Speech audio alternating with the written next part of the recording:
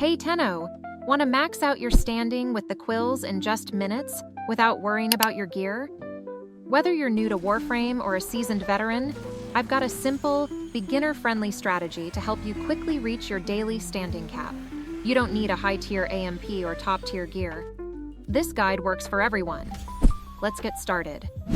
Before we dive in, make sure you've completed the War Within quests, because we're going to be hunting Eidolons.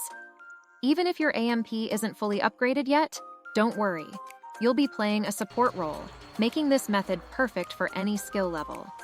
I'll also walk you through the best Warframes to use like Rhino, Trinity, Wisp, Dante, and Harrow. Now, let's discuss Rhino's build and why he's perfect for beginners starting their Eidolon hunts. Rhino is an excellent support Warframe because in addition to being easy to use, he can boost the damage of other players and protect himself with Iron Skin. This makes Rhino ideal for new players still learning how to handle Eidolons, thanks to his strong survivability and straightforward support role. The key to this build is focusing on duration and strength to maximize Rhino's roar, which increases the team's damage output, and to enhance Iron Skin, providing Rhino with strong personal defense. With these abilities, you can stay alive without worrying too much about complex attack mechanics. For mods, you'll want to use Blind Rage, Transient Fortitude, and Narrow-Minded, all at rank 8. This setup is efficient and doesn't require any forma, making it very beginner-friendly. These mods offer a balance between boosting Roar's effectiveness and ensuring your abilities remain sustainable throughout the Eidolon fight. As Rhino, your primary role is to buff the DPS players with Roar and stay alive using Iron Skin, so you don't need to worry about dealing damage yourself. Rhino helps beginners learn the support role while remaining durable in intense battles. To start the mission, head to Konzu in Cetus and select the bounty called Eidolon Cull. This bounty is key for farming sentient cores and leveling up your standing with the Quills. Before you begin, make sure it's nighttime in Cetus, as Eidolon hunts can only be done at night. When setting up your party, be sure to switch your matchmaking to public. Since Eidolon hunts require multiple players to be efficient, it's best to join a squad instead of trying to solo this. Here's a critical tip. Always make sure there's a Volt in your squad before you start. Volt is essential for speeding up the hunt and making the entire process smoother. If there's no Volt in your team, I recommend aborting and rejoining the mission until you find one. Volt players usually understand Eidolon mechanics and make the hunt much easier and faster. They provide crucial speed boosts and shield reinforcements, which can make or break the hunt. Once you're in the plains of Eidolon, you'll need to capture the Eidolons by using lures.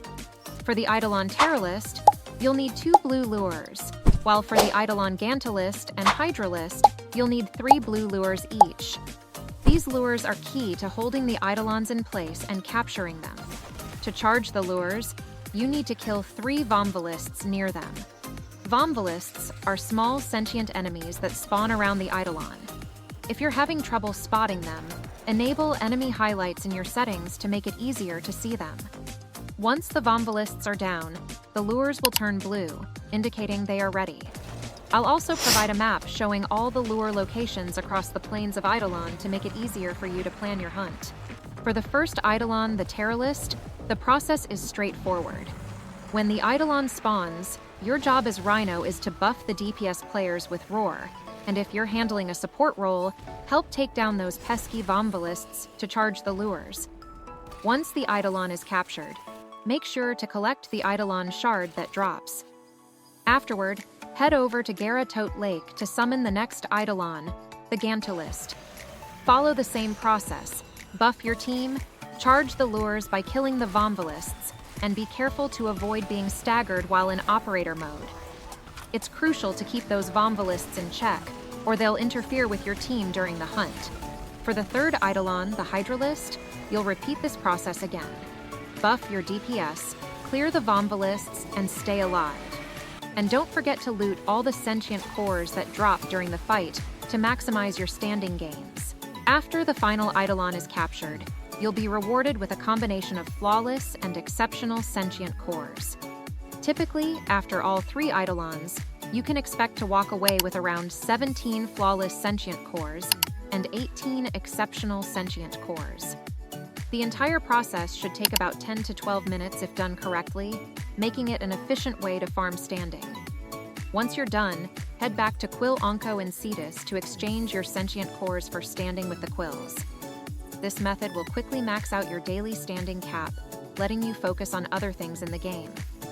With this simple strategy, you can make sure you're always leveling up your standing efficiently. And that's it, Tenno. Maxing out your Quills standing has never been easier with this quick and efficient method. Whether you're new to Eidolon hunts or just looking to speed up your progress, this strategy has you covered.